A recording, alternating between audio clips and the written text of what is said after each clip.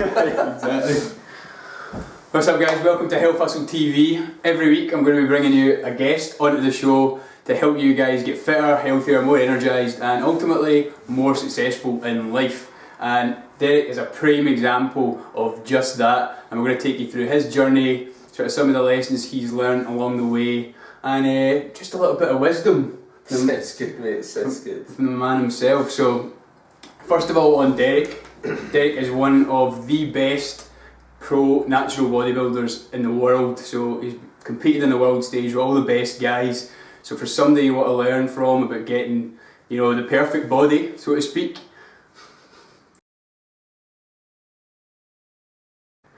Derek's also a personal trainer and also just about to launch one of the, most exciting newest gyms in Glasgow, the Club Gym, Merchant City, March 2006. We'll get more into that later on because that's obviously an exciting part of Derek's life at the moment. But first of all, Derek, why don't you just give us a little bit about your sort of background and Yeah, so I guess I started getting involved in exercise from a really young age.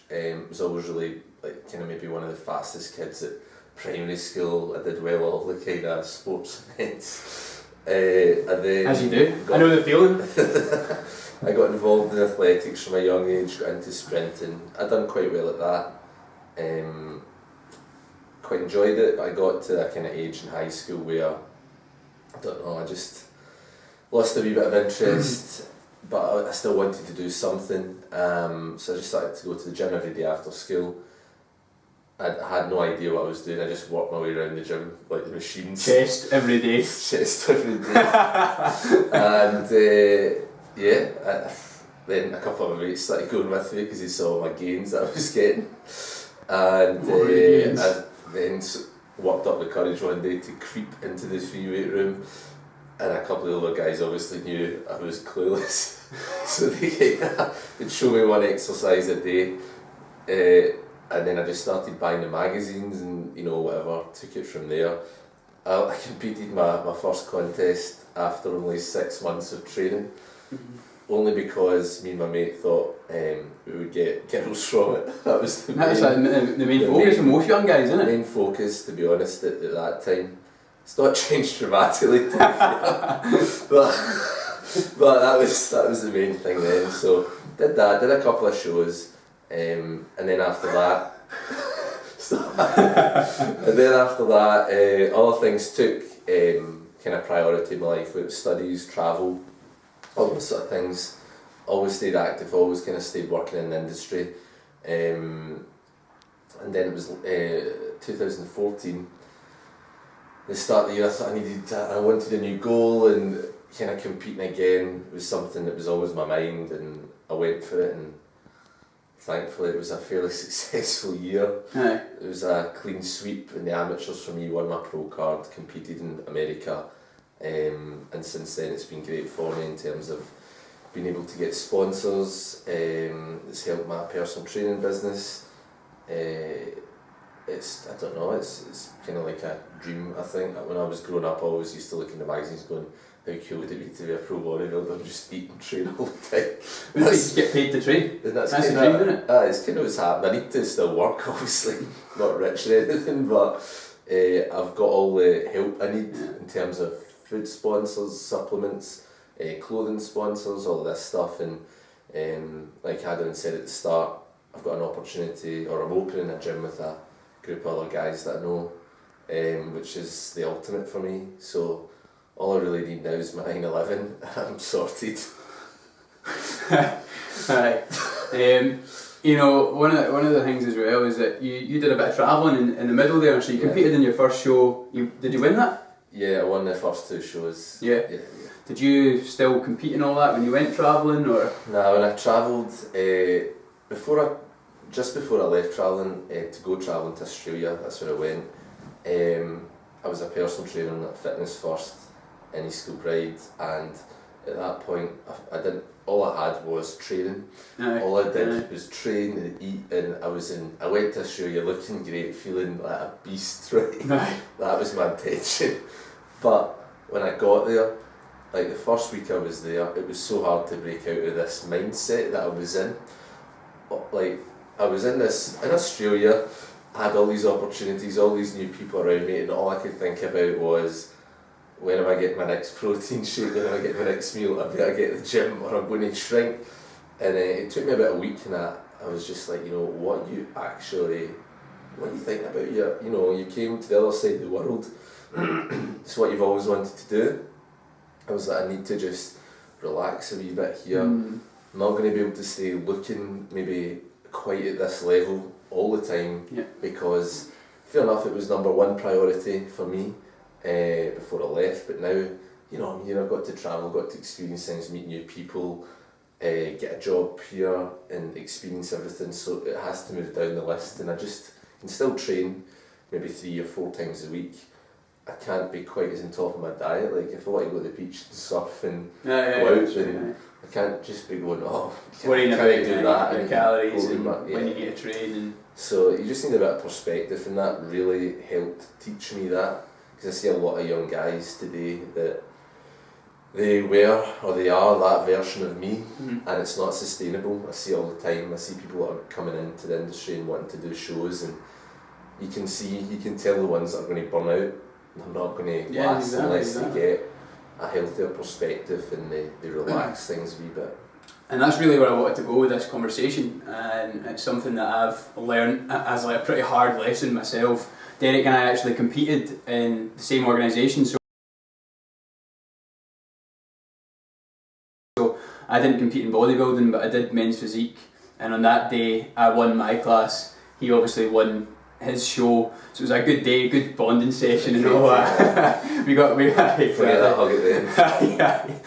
And it was at an exhibition as well, so we got a lot of attention and stuff out of it, which was great. But back then as well, I think when you get a lot of recognition for how you look, you start to create a sense of like self-worth attached to how you look, which is not a good thing. No.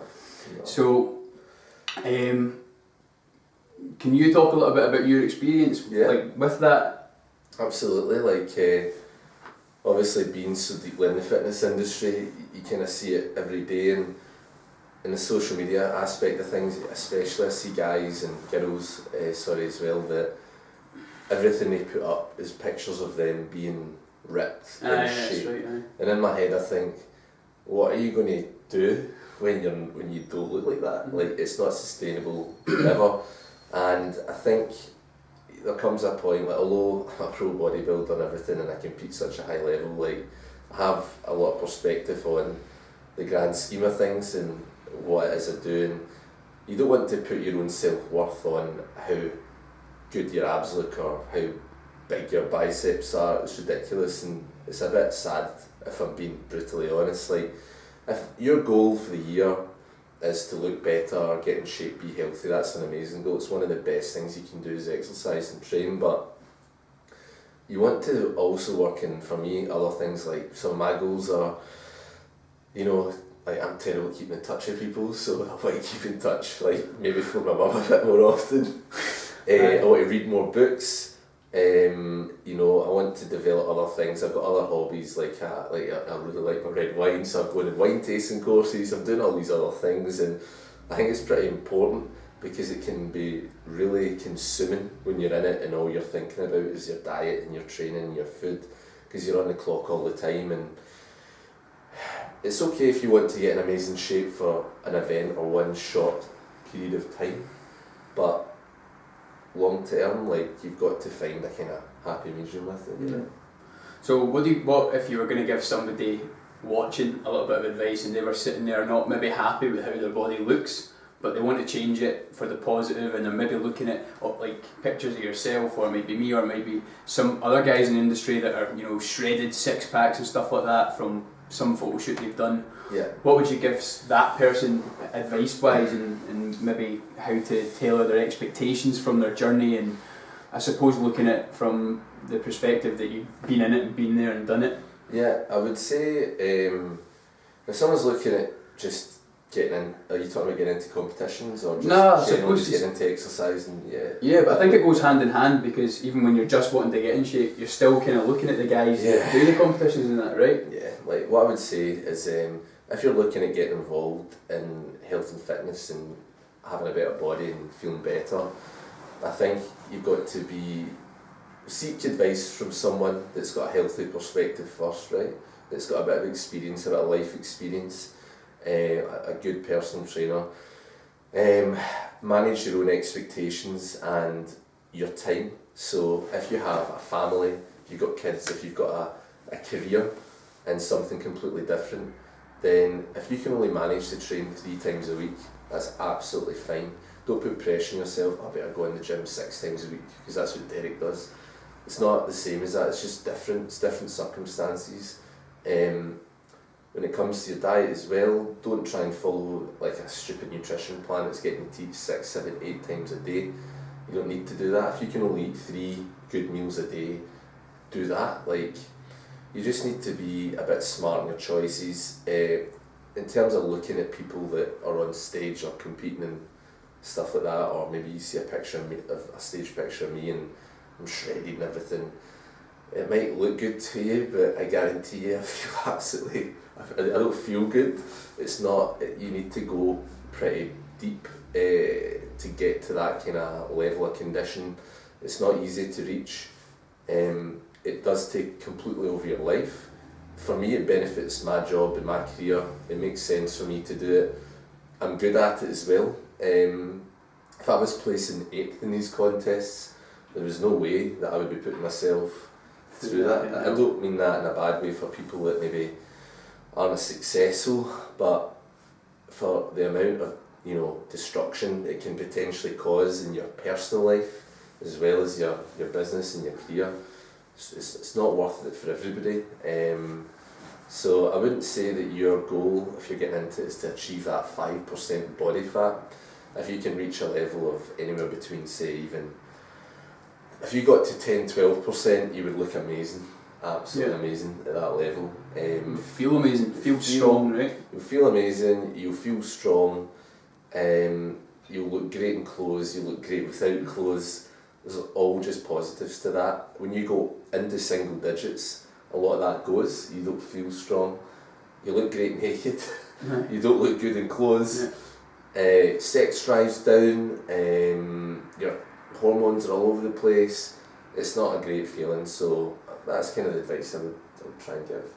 Yeah, no, perfect. I couldn't agree with that more. I was really wanting to hit that sort of nail on the head with, you look great and you look really strong and you look like you're loving life and you're smiling in photos with your 6-pack and stuff like that, but it's really affecting every area of your life, because what's coming with it, the diet you have to be on and things like that, it's going to interrupt your sleeping patterns because your hormones are all over the place, your sex drive's shot to shit. So, and you touched on that a couple of times actually about attracting kind of, like you're doing it to attract sort of the opposite sex, I feel like. Well, that's how it starts for most younger guys and stuff as well, right? Absolutely, and girls as well. Like the gym's like an interesting place when you really analyse it. You see all these young guys and girls, like people are so self-conscious, but they're kind of looking at each other and stuff like that. But on that topic, what's interesting as well is that when you're really lean, the only attention you're attracting is from other guys. Yeah, it's very true actually. You'll get a lot of guys that come up to you in the gym and go, "Oh mate, you look amazing, you're shredded, you're this, you're that," and you're like, chest puffed out. Women, well, in general anyway, I don't know we were going to be talking about women. I don't think that it's a look that many women like. Even women that are in the fitness industry and maybe compete themselves, I think they prefer a guy that's a bit softer. I'm not saying dad bod soft. I'm talking about that 10 to 12% guy, the guy that's in shape, that's fit, athletic, looks great in clothes. But I don't think seeing loads of veins everywhere and striated muscles is an attractive thing. I don't find it particularly attractive in women either. I appreciate women that get in amazing shape and step on stage as well. I appreciate it for what it is, but I wouldn't find it attractive to me. That's right.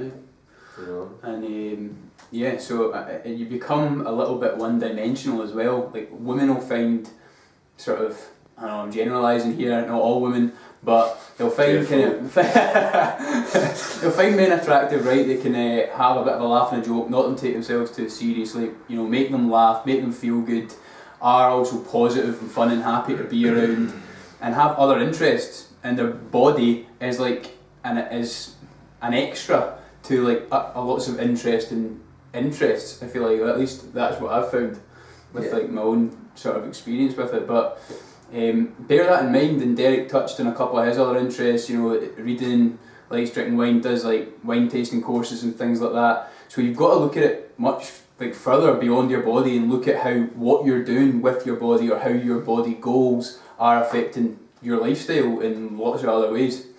And on from that, I think you also mentioned when you first started out, you were talking about the other guys and stuff like that in the gym, and how you were asking them for advice and different exercises and things like that. How important do you think it is to have like a mentor or a coach? I think it's absolutely crucial. Yeah. I think everybody should have someone that they can speak to. It doesn't need to be maybe, I don't have a personal trainer, but I have people that I can speak to about my diet, about my physique and training, just as a sounding board or someone that you can be a bit accountable to. So if I'm even doing a show, I'll get someone to do my nutrition plan that I can stick to, because if I do it myself, I'll probably change it up a bit, and I've got the same cravings and everything that anyone else does, right? Aye. Totally the same.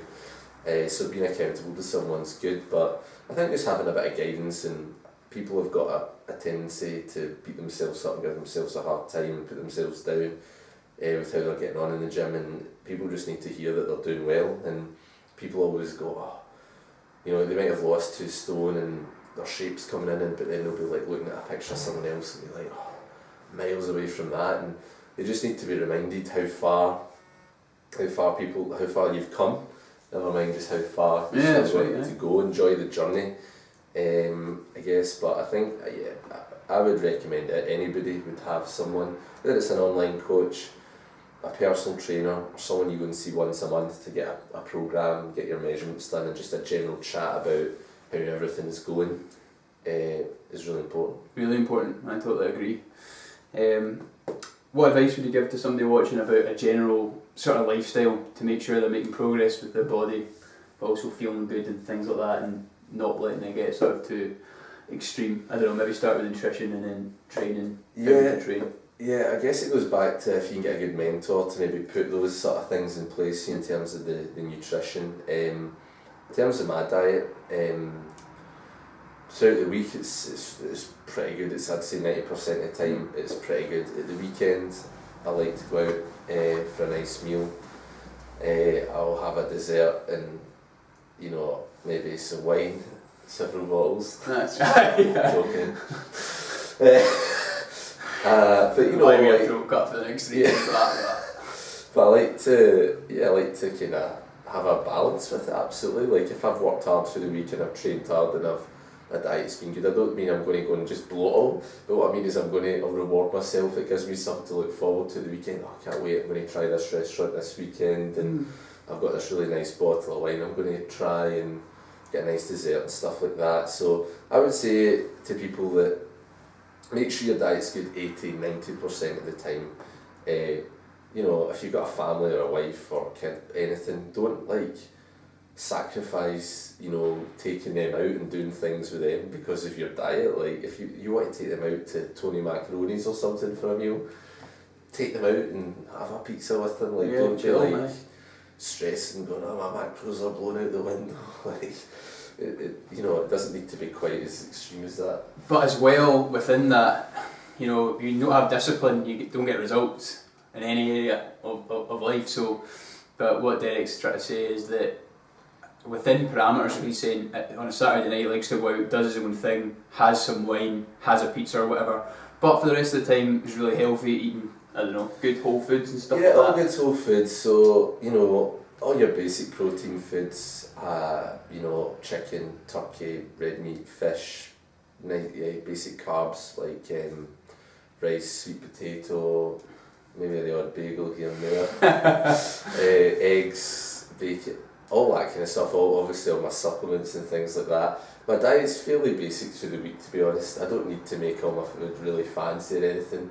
As long as I'm getting the stuff that I need in it, I'm pretty happy. I don't need to have lots of rich food or anything like that.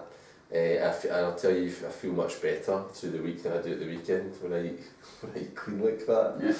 But at the same time, I think when you go out for something to eat, it also gives you a mental break from your diet.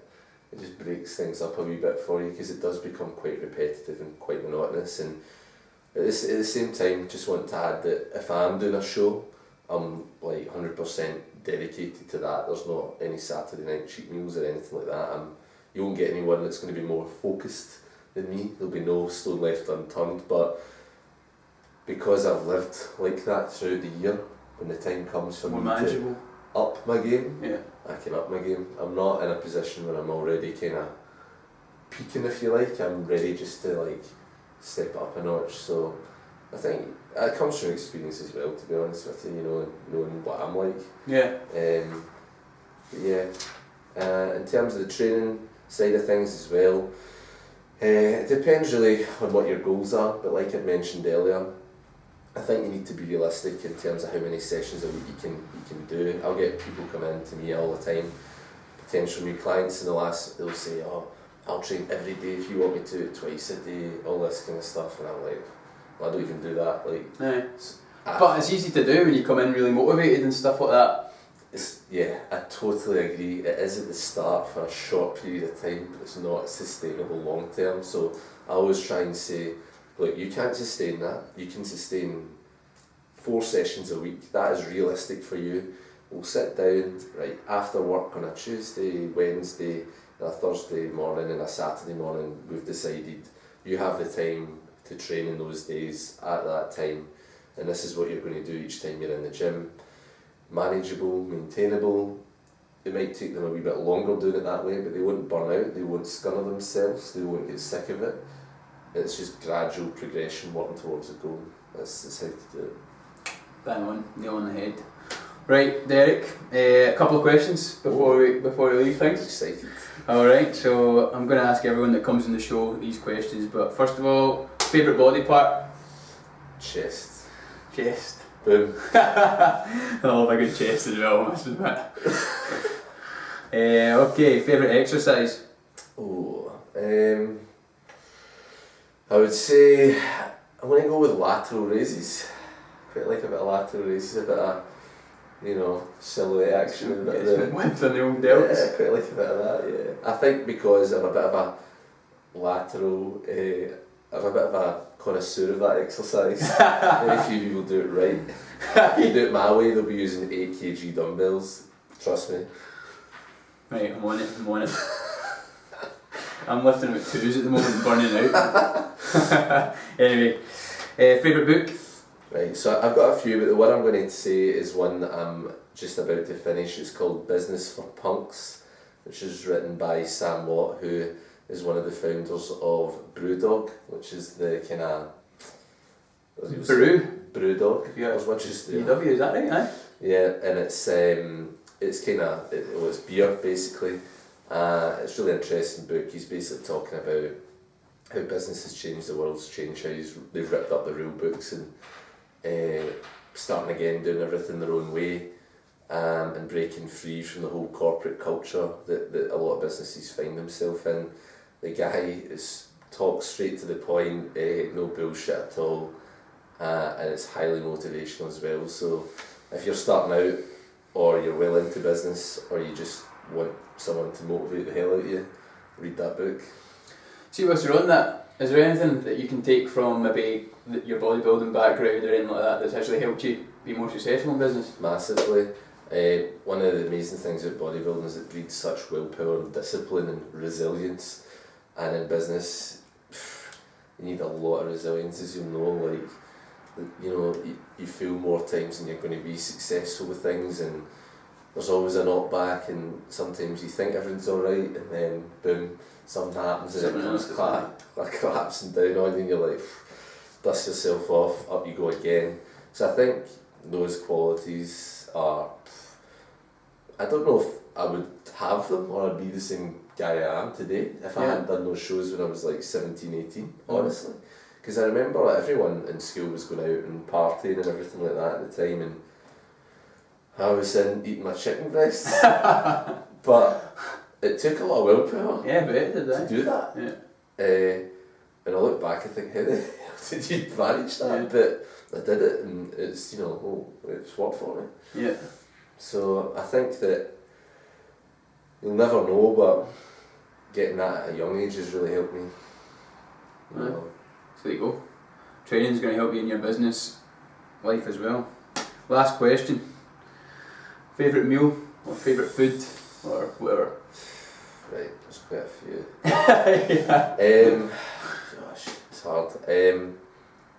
I like lots of different types of food, but if I had one last meal to have, I would probably have to go with a big steak or something. A really good cut of fillet steak.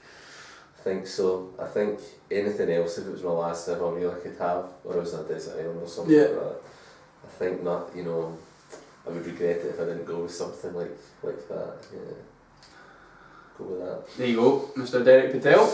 Thanks, guys. Can you tell the audience where they'll be able to find you, find out more about your gym that's opening? Yeah, absolutely. So you'll be able to find me on Facebook at Derek Brettell Fitness. I'm on Instagram, Derek Brettell WNBF Pro. And the gym that we're launching is called the Club Gym, which is going to be in Merchant City, city centre of Glasgow. And we're launching in the beginning of March should be. The website is just theclubgym.co.uk and the Facebook page is just the Club Gym. Okay?